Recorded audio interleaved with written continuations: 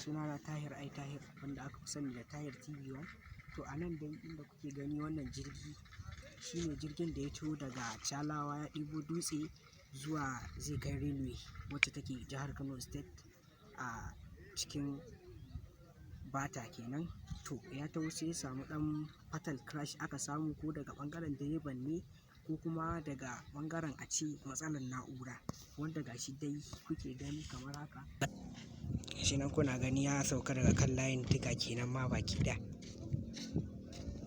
Ya bar kan titinsa wanda can mutane ne ke zaune a kusa, wanda zai zamo gaskiya kamar abin mamaki kenan mu ce, wanda mutane gaskiya ba kowa ne zai iya cewa tun da yake a rayuwarsa ya taɓa ganin faɗuwar jirgin ƙasa ba. Wannan shine abin da kuke iya gani. Wannan shine kan kenan wanda baya kan digar jirgin. Gaba ɗaya ma ya riga ya sauka, gashi nan ya sauka a ƙasa. Ga taragon dutsen nan.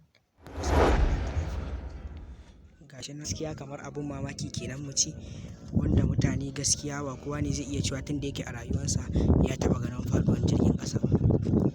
Wannan shine abin da kuke iya gani.